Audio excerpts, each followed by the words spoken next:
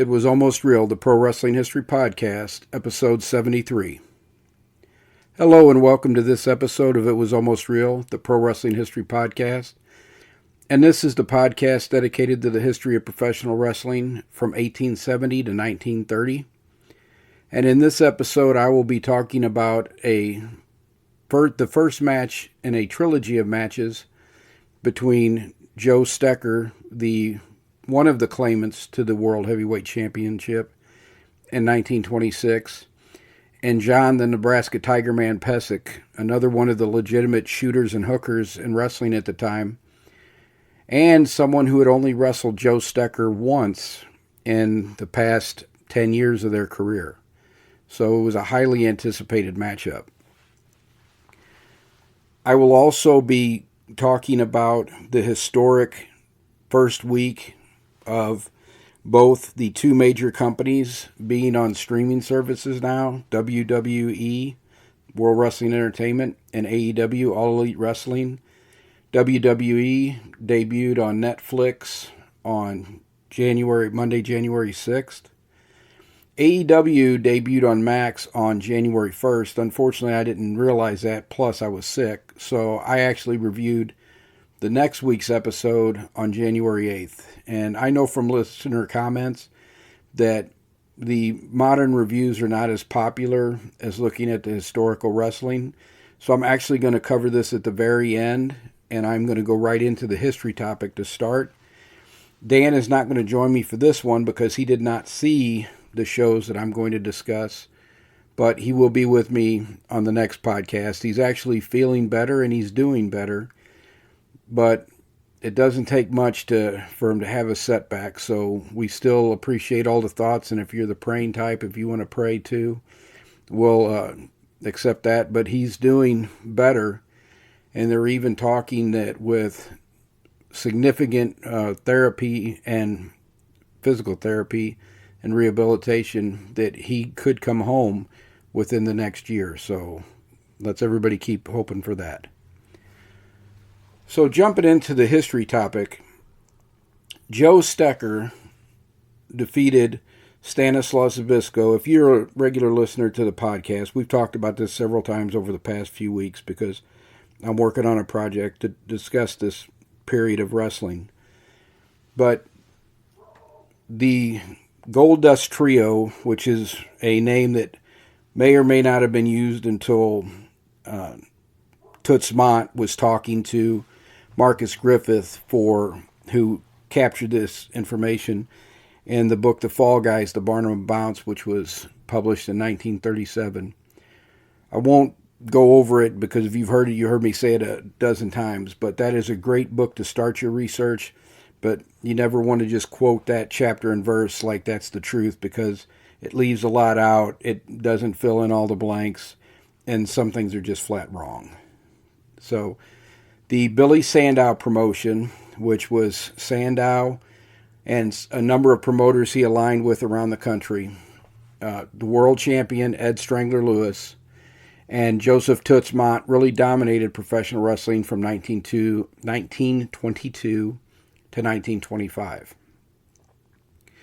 In 1924, Billy Sandow signed a college football star named Wayne Big Munn, who had played offensive line and defensive line for the Nebraska Cornhuskers, and convinced him to start wrestling. And Munn became a huge star in wrestling pretty quickly, and in fact, Kansas City was probably his best town, and he frequently drew 10,000 fans to the convention hall in Kansas City when that was a pretty unusual size crowd.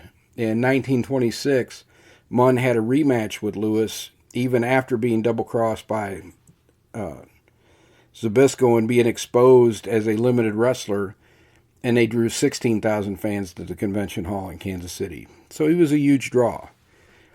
But Sandow, recognizing Munn's potential, put the world title on him against the advice of both Ed Strangler Lewis and Joseph Toots Mondt, Lewis's training partner and a promotional genius who really helped Sandow with the promotion.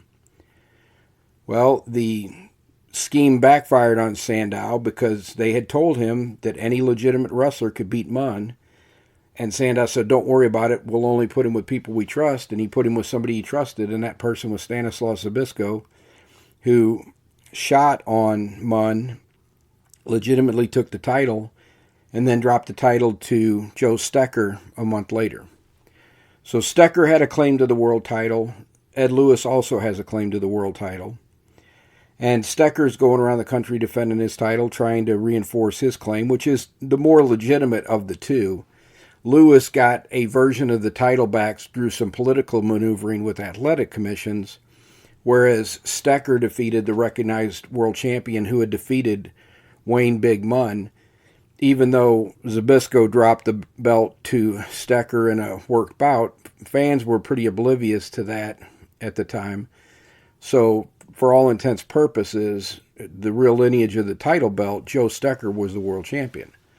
But Lewis continued to dispute it, and the title would be divided for almost 3 years until February 1928. In 1926, Stecher is defending pretty regularly against the group of people aligned with him, his brother Tony, Jack Curley up in New York, Lou Darrow in Los Angeles, and a few others. So he's wrestling Renato Gardini, he's wrestling Jim Londas quite a bit. Oh, and Tom Pax in St. Louis. There is some conjecture whether Pax was ever involved in the conspiracy to double-cross Munn.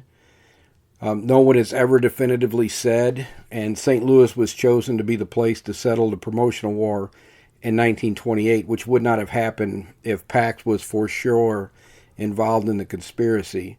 But Stecher did wrestle regularly in St. Louis and defend his championship. He defeated Zbyszko in the work title match in St. Louis on May 30th, 1925. So Stecher would like to get some other challengers besides the same guys he's been beating. And before 1926, he would not have wrestled John the Nebraska Tigerman Pesek, even though they had a friendly rivalry because they were both from Nebraska. They had wrestled each other once, but were kind of fans of each other. I would say they had a friendly rivalry. And to the point where Pesek had his younger brother Charlie, his sparring partner, and Stecher had his sparring partner Stanley Burish wrestle a legitimate contest on John Pesek's farm. They didn't do this in front of people. It was what they would have called a training match, but they wrestled a training match in John Pesek's barn. Charlie won, and he won a car for his brother because Stecher and Pesek bet a car versus a certain amount of money. And Pesek let Charlie kept the car, but there seemed to be no hard feelings between Stecher or Pesek. And Stecher actually trusted Pesek. So when Pesek left the Sandow promotion in 1925, not long after the double cross, there is some thought that Pesek probably resented the fact that once they put the title on Munn and they had never put the title on Pesek, Pesek had to take, because all the wrestlers knew if we go and we wrestle Munn, he's going to be a sitting duck and we can beat him. So what they would do is they would say, okay, if you want to wrestle Munn, you have to beat either Joseph Toots Mott or John the Nebraska Tigerman Pesek.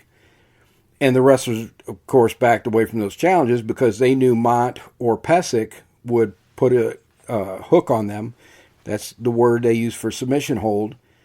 And it would be a joint lock and they would break something so that the person really couldn't challenge Munn. And there was some conjecture that Pesek resented that. He never said exactly why he left the Sandow promotion, but he left the Sandow promotion within a couple of months of Munn getting double-crossed.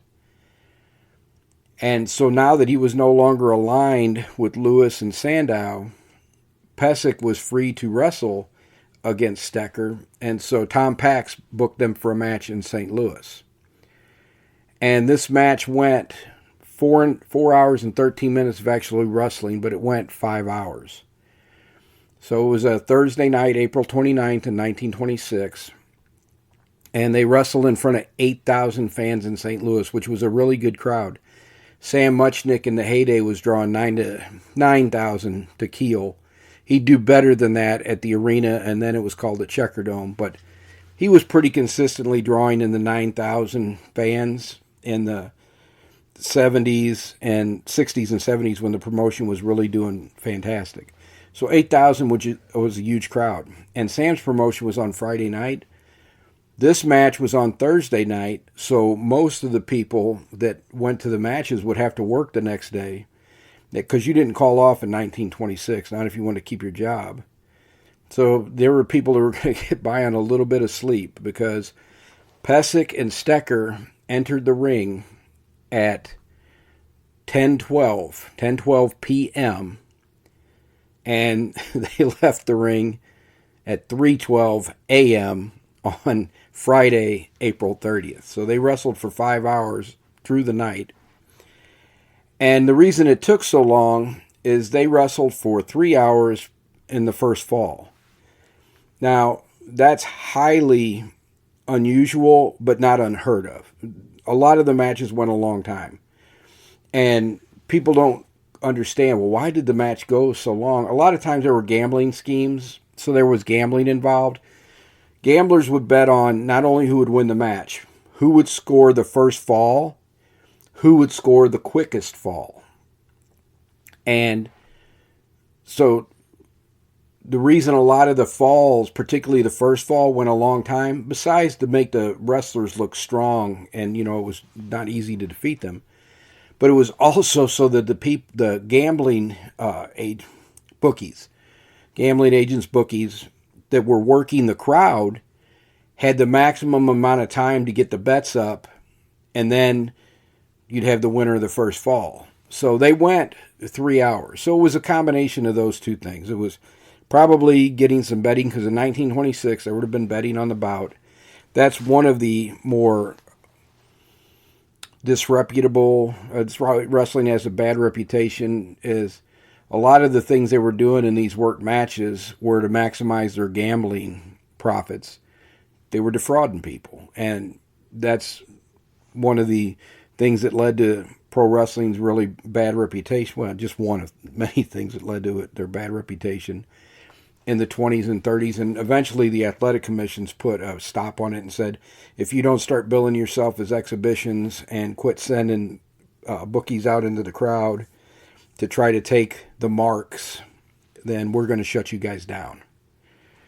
Because a mark is as the target of a con scheme. And that is a term that was used for the wrestling fans for a long, long time. In modern era, it didn't mean they were gambling marks. It meant they were marks for the product. Although a lot of the fans did know something was going on, but they just wanted to suspend belief and enjoy the wrestling matches.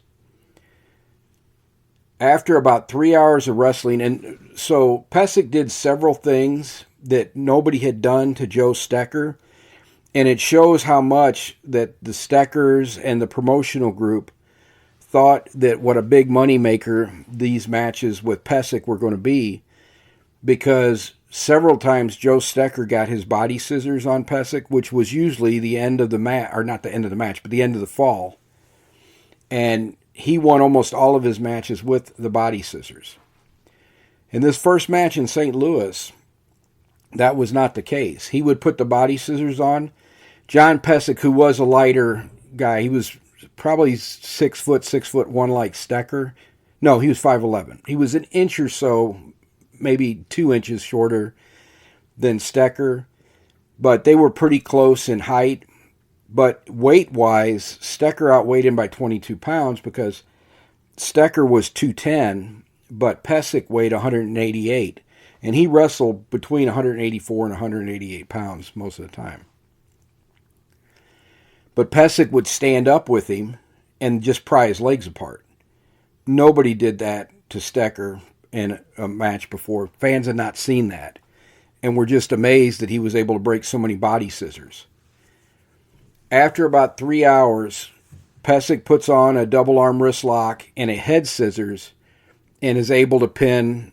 Pesek puts on the double arm wrist lock and the head scissors and is able to pin Stecher for the first fall after 3 hours. So not only does Pesek win the first fall, but he defeats Stecher in the first fall, which was also almost unheard of.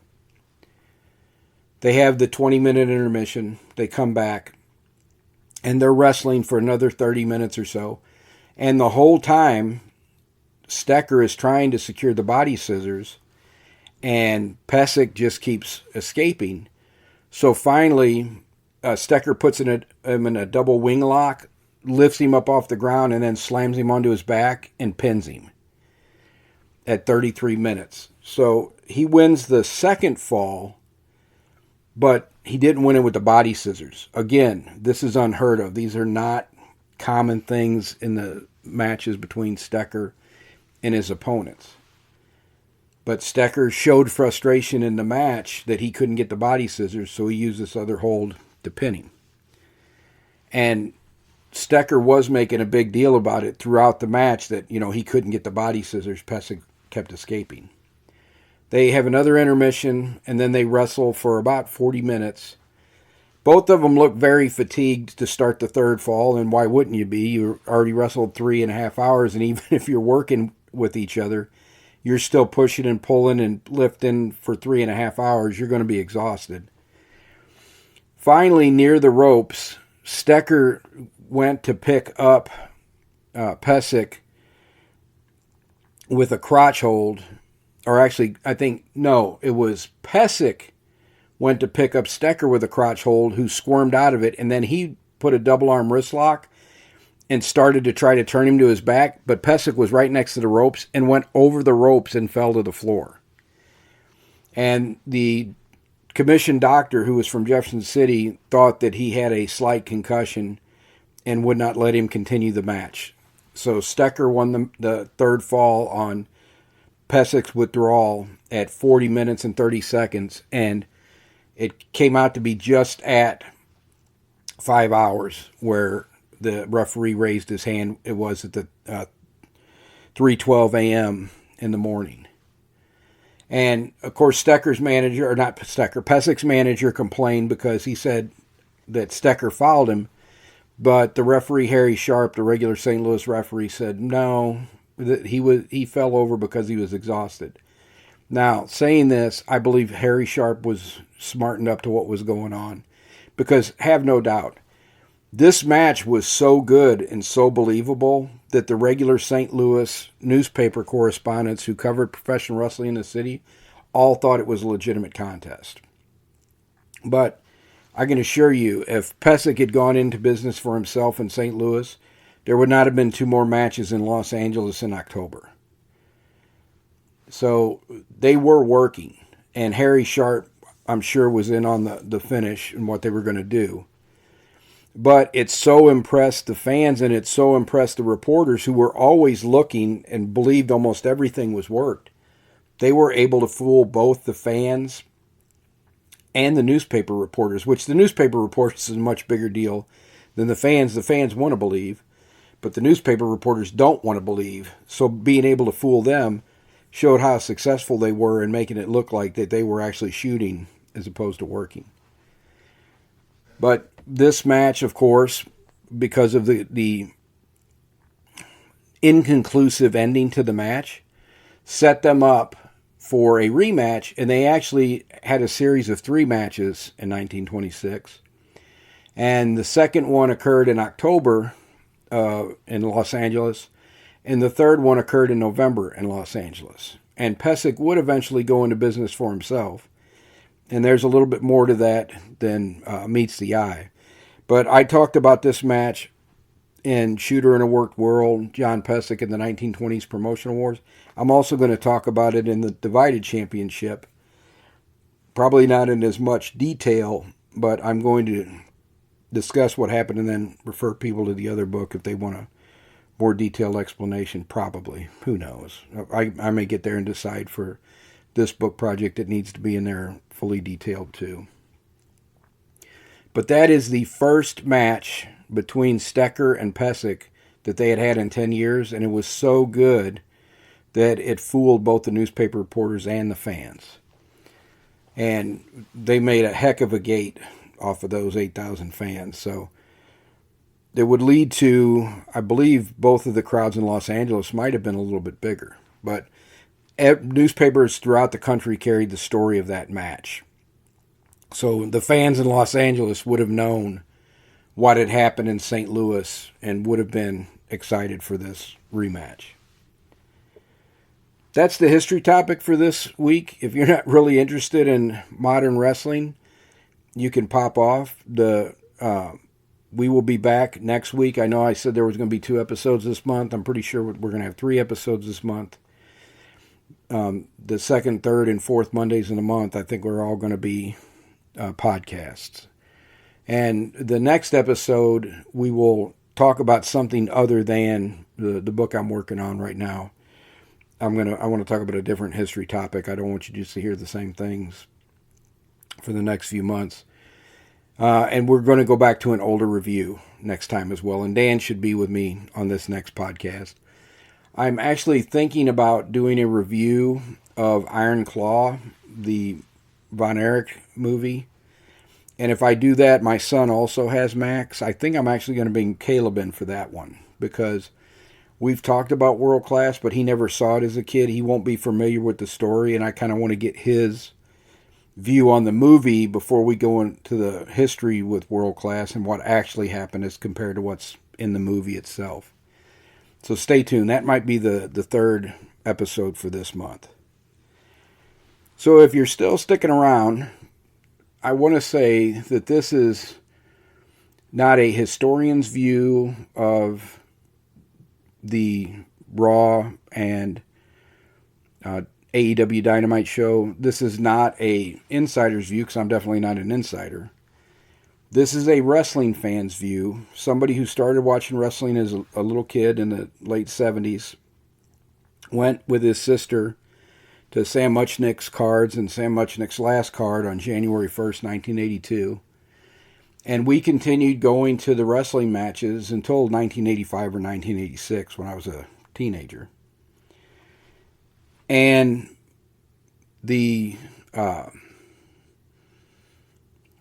so as a fan, I will tell you, let's get my biases out right away. I preferred the wrestling I saw as a kid in St. Louis under Sam Muchnick and in World Class. Some of the Mid-South stuff I've seen. I liked the WWF of the 1990s because I thought Brett and Shawn and Stone Cold Steve Austin were amazing. So I really enjoyed that period. I didn't like late WCW. The Outsider angle was good for a few months, but by 1997 it was starting to run its course already. And those shows are pretty hard to watch. From the time Jim Crockett sold, the 80s under Crockett were amazing. But then once they sold to Turner, it never was really the same. They had a few brief periods where it was okay stuff to watch, but it wasn't very good. I quit watching wrestling in the mid-2000s because I thought WWE was terrible. I've already talked about my disgust with the Katie Vick storyline. And never was a huge fan of independent wrestling, but I did start watching wrestling again in 2016 at the suggestion of a friend at work, because he said, well, if you like territory, you might like Ring of Honor. And I did watch Ring of Honor, and I did like it. So I can't say I'm a huge fan of independent wrestling, but there is some independent wrestling I like. So those are my biases up front. This is what I think. I also think that Vince McMahon lost his mind somewhere in the late 2000s because WWE was almost unwatchable. The pay-per-views were better than the weekly TV shows, but it was horrible. But the last couple of years under Paul Levesque have been great. And overall, I really like the product. My experience with AEW is what I've seen on the internet. I got rid of cable in 2010. And I got, I'm not going to pay $50 for a pay-per-view. So I've seen AEW when they had their YouTube channel. I watched some of their Dark and Dark Elevation shows. And I've watched a lot of the highlights, or if they'll put an actual match on, I'll watch occasionally. But I have not, I don't think I can ever say, Dan has, but I don't think I can ever say that I sat down and watched an AEW show from start to finish until they came on Max in January. And I have watched several of the shows from 2019.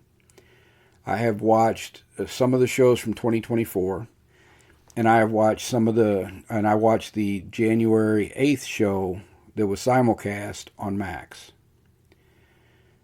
And I'm going to cover AEW last because Raw was the show I saw first. I saw AEW, some of the backlog, before I saw Raw. And my initial impressions of it were fairly good. And I thought that they did a really good job in 2019 on the Dynamite shows. And it looks like a different place. The crowds were really big. They were really into the matches. And what I've seen recently, there's not a whole lot of reaction. It seems like they've burned out their audience, and their ratings are definitely down. However, you might be a little bit surprised about what I thought of everything I watched. So let's start with Raw first. So I have been up to date because I have Peacock. I've been up to date on what's been going on in WWE. I can't say that I've watched NXT on the CW, but I was watching SmackDown while it was on Fox. I would have it on in the background, and if something caught my attention, I'd watch it, or otherwise I was working. And that is probably how I will watch both shows going forward. But for this first week, I actually tried to watch both shows from start to finish. And I have to admit that I did start to zone out during CM Punk versus Seth Rollins, which was a really great match. But by that point in time, I'd been watching wrestling for almost 3 hours. And that is way too long for a television show. They need to cut Raw back to 2 hours. I think 2 hours is plenty of time for a wrestling show. I think anything more than that is too much. And then the pay-per-views or premium live events, as they're called for WWE, I'd say 3.5 hours max for something like that. But you get so many vignettes and little things on the Raw program, it starts to get a little tedious.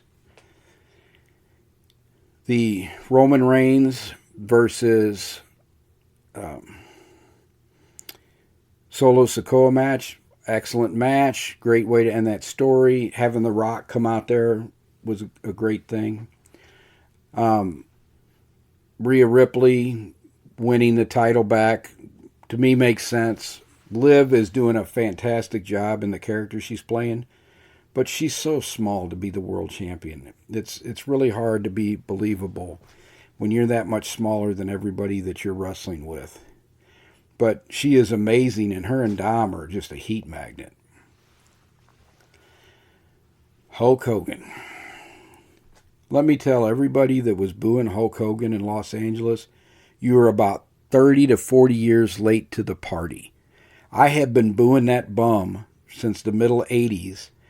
And back when I was booing him, people wanted to beat me up. If I wouldn't have been a kid, they probably would have beat me up.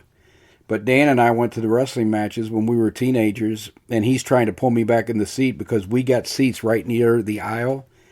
And I was like, boo, Bulk Bogus, because that's what I called Hogan, Bulk Bogus. And the Hulk Hogan fans, the Hulkamaniacs, they were not really excited about that. They were quite, in fact, one guy was going to offer me his beer or soda, I don't know which, but he was going to offer to soak me in it, not to give it to me. But he thought better of it because, like I said, I'm a kid, at the time. I'm a teenager. But you guys are all late to the party. He has been a shameless self-promoter his whole career, and everybody's just catching on to it now. And then I start to honestly tune out towards the end of the show because it's just too long. I thought it was an amazing spectacle. I thought the WWE did a fantastic job making it special as they always do. But it's too long. I'm going to have to go back and watch the CM Punk versus Seth Rollins match again because I didn't do it justice in what was going on. And hopefully that feud is going to have a little bit of legs too. Having a program like Punk had with Rollins would be pretty awesome between those two. I think Rollins is one of the absolute best talents in the game today. And the other guy that I think is amazing, he is a fantastic heel, and that's Drew McIntyre. He's amazing as a heel. But so for the WWE Raw, their first show on Netflix, which did like almost 6 million people. I would give that 4 out of 4 stars. They did a fantastic job, and they made it a spectacle as usual. Now, going forward, I will watch it in the background, and if there's something on that catches my eye, I'll watch it. But I don't have that many hours in my life to just sit around and watch a wrestling show.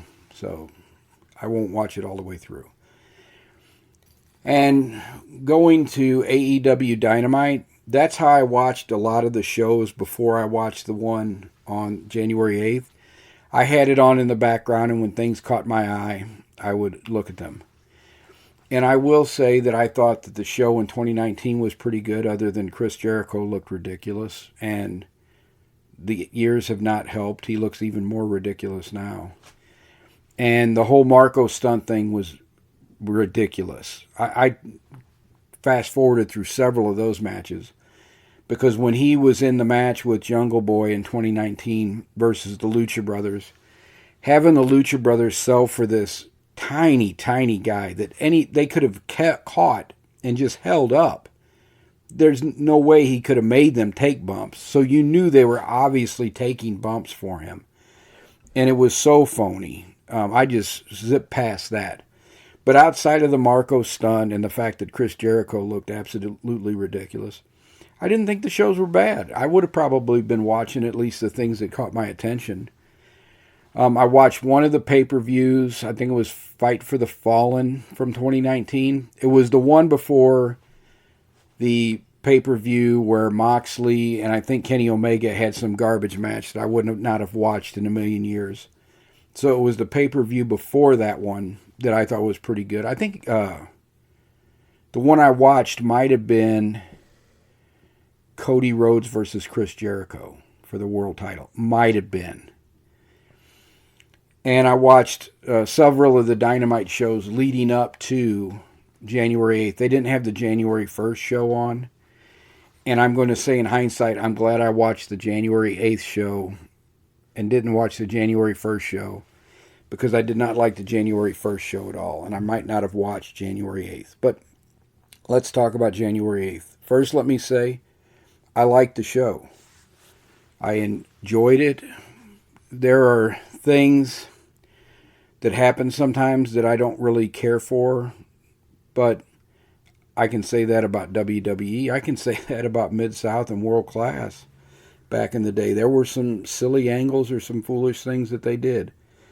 I didn't see really any of that when I was watching Sam Muchnick's program on St. Louis, but I only saw it for 3 years.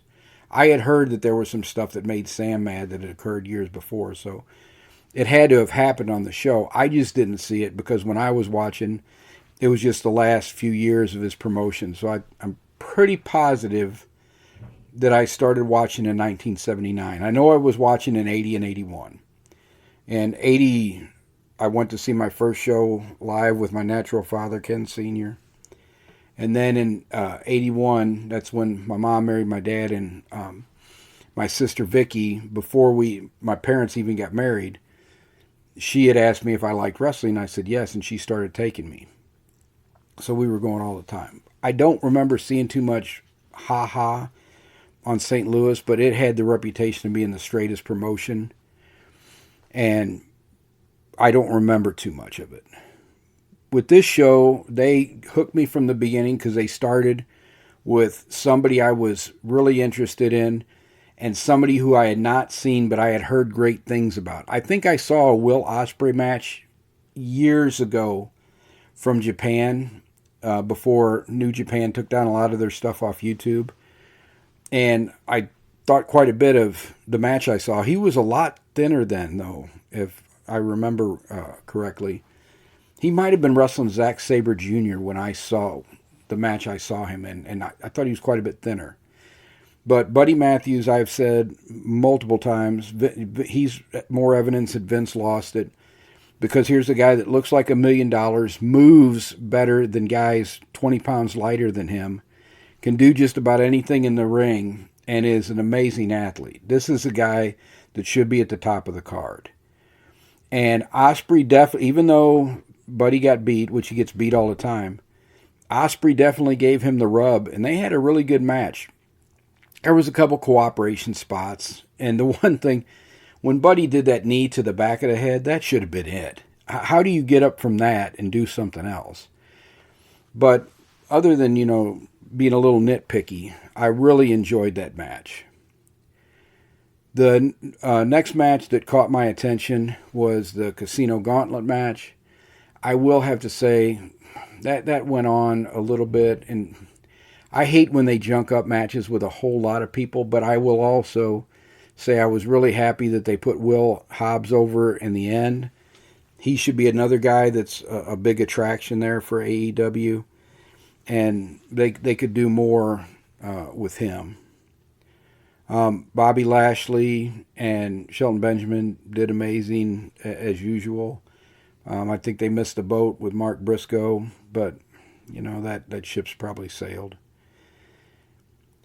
And then we get to probably the most controversial part of AEW right now, because it seems like Tony Khan is all in on this angle, and it's not going to change. And that is the Death Riders. And I've heard a lot on the internet about the Death Riders, so I was prepared to hate this group and the way they're doing things. And I actually thought that they're all doing their roles pretty well. And Moxley is the leader of this group of misfits, works. He is a quirky character. He's got himself into great shape. And this is by far the best use of Marina Shafir I have ever seen. Let her stand out there, look impressive, and beat people up, because she is a legitimate badass that can take a lot of people to school. And having her in this role, the one thing she can't do is promo. She cannot speak really well, but she doesn't have to in the role that she's doing. She just stands out there, looks intimidating, and beats people up. I think that's an outstanding role for her. Castagnoli and Pac can carry it in the ring. And the Wheeler Yuta, he may or may not be a breakout star. Time will tell. But the one thing I think they are doing with this group, they're overexposing them a little bit. And the constant running in and beating up the baby faces is going to backfire on them. Well, it probably already has, because their ratings are terrible. Although for this episode, I believe they were up from what they had previously been. And you don't know how many people are watching it on Max, because that's how I was watching it. But it's the NWO. The NWO at first was cool. But after they come out and beat up all the baby faces and use spray paint on them, the first time you're like, oh, that's just horrible. And you're mortified and you want to see these people get their clocks cleaned. The second time you see it, you're starting to ask yourself, where is the security around here? And that's another thing that AEW has a real issue with. And this was in the first show I watched, which was Adam Page versus Pac. Adam Page looked great back in 2019. I do not like this new look he's trying to go for. But Adam Page versus Pac, that was one of the best matches I've seen in a long time. So you've got people that can wrestle. You've got people that look the part. But with the second time they come out and beat people up, you're like, where's the security at? Yet in 2019, security doesn't come out when Chris Jericho's beating up Cody Rhodes. The mid-card tag teams get into an argument 2 segments later, and every security person and all the referees are out there splitting them up. But then Jericho's group comes back out at the end of the night and beats up everybody, and no security again. So that's one of the holes. But to go back to what I was saying before, the first time you're appalled. The second time you see them come out and beat up all the baby faces, you're like, where is the security? How does this just keep happening that these people just come walking out of the audience and jump up and beat up all your baby faces? And then the third time you see it, you're asking yourself, how stupid are these baby faces that they go out there by themselves again and get their butts kicked? That is the same issue that there was with the NWO, and that's why people got burned out on WCW. And I can tell you that because we were watching it back then, and these are the debates we were having, watching those things. My brother-in-law, Dan, so my two sisters married two brothers. Me and my two sisters were wrestling fans. My brother-in-law, Ron, was a wrestling fan. His brother, my brother-in-law, Dan, was not. But he eventually became one, because if you're going to be over there on Monday in the 90s, you're going to be watching wrestling, because that's what we were all watching. And he eventually became a fan. But he started saying, this WCW, they start storylines and then they go nowhere and you never know what happened. And how many times would you have to get beat up by the NWO before you start getting all your friends together and going out there as a group to keep from being jumped? And these Death Riders, I've only seen one time in the 10 or 12 weeks I watched, as I was doing other things, where that baby faces ever came out as a group and beat them up and did something to them. All the rest of the time, the Death Riders leave everybody laying. And this last week, they did do something I like to end it. So they come out, they're beating up the baby faces as usual, and then here comes Will Hobbs. And as soon as Moxley sees Will Hobbs, who's going to have the next world title match, the Death Riders all powder and get out of there. That was a good use of Hobbs. That was a good way to interrupt that storyline a little bit. When I was watching, what would have happened, the first time they would have, and this all ended in the 90s, so this isn't going to happen anymore. WCW put an end to that because it made no sense that they just let the NWO come out there and beat everybody up every week. But how the promoters would stretch this stuff out and kind of cool it off and then heat it up and then cool it off and heat it up, was you would have the heels come out and do something heinous. Ether Ricky Morton, hit somebody with the 2x4, cut their hair. And then the authority figure in that wrestling company would come out and suspend that heel for the dastardly thing they had done. And so you wouldn't see the heel on TV for a week or two. You're building up the fans wanting to see this heel get his butt kicked. And the babyface comes out and starts demanding that the authority figure remove the suspension so the babyface can get their hands back on that heel. So you could stretch it out a few weeks and you would get your big payoffs eventually. And you could have several iterations of that. Heels do something heinous. Maybe they're not suspended this time, but maybe they stay away from TV for a week because they're scared the baby faces are going to get them back. But that's how you kind of cool things off, heat it up, back things off. Now, every single week, everybody's out there, everybody's getting their butt kicked. Is it no wonder why the fans are like, yeah, well, I'm tired of this. If you're watching a television show and they do the exact same storyline every single week and everything looks the same, you're going to start tuning out. And that was my other criticism that I noticed. A lot of the matches, because they're wrestling the indie style, they look similar. And too many high spots, too many obvious cooperation spots. A few would be better than, more is not always better. More is sometimes just more. And the biggest problem AEW probably has, and I said for a long time, when Dave Meltzer was arguing with people about you should just tape the next show because AEW is always running over, I said, the only way that makes sense is if Dave knows that there's no agent for these matches. They don't get a time to go out there. They're just playing it by ear and going as long as they think they need to go to. And instead of the old way, the booker would say, you got 10 minutes. You've got 5 minutes. You've got this much time. This is what I want to see the finish. There is no agent. They're basically agenting their own matches, and they're going with the feel of the audience and quotes. But you can't feel what the audience is doing because the audience isn't reacting. And I did notice that. And it's a shame because they saw some good stuff. They did react for Buddy Murphy and Will Ospreay. And Tony Khan ought to go out and sit in the audience for 5 seconds during a Buddy Matthews match because he would see how over the guy is. The fans really like him. Now, if you're going to do to him what you did to the Acclaim, please don't try to help him. But the fans are into him. And you could do more with him. But the reason those matches go over all the time is because nobody has given them a time cue. Nobody has told them. And so they all wrestle about 20 minutes. And you don't need to wrestle everybody 20 minutes. Nick Wayne should not have went as long as he did with Hook. Hook should have crushed him, even though his hand was injured. Because if Hook needs to take that long, 20 minutes almost, to beat Nick Wayne, what's he going to need to beat Christian Cage? You have to think about these things. Not everybody on the roster are equals. You know, there aren't that many Brock Lesnar's. Let's use MMA. There's not that many Cain Velasquez's, Anderson Silva's. You know, the big top guys should be crushing a lot of guys and then having a competitive match with somebody who's on the level that they are on. And if you're trying to get somebody over, you don't have them have a competitive match with a mid-card guy.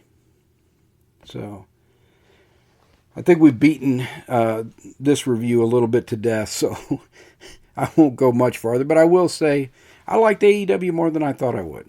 And I do intend to at least watch it in the background. I do want to get away from these modern reviews because I know that a lot of the listeners are here for the history and are more into territory. And there's lots of old matches from the 30s, 40s, and 50s that we can look at, which is what I want to do more of. But this was so historic, the two biggest companies in professional wrestling being on a streaming service, that I at least wanted to give a review and give my thoughts on it. So WWF or WWE, I would say 4 stars, and your show's too long, cut it down by an hour. And AEW, I'd say 3 out of 4 stars. There's lots to like on your show, but there are some warts that people have been pointing out that are still there, and it's probably why your ratings are so low. So I hope that both of them continue to be worth watching, though. And until next week, everybody, take care. Bye-bye.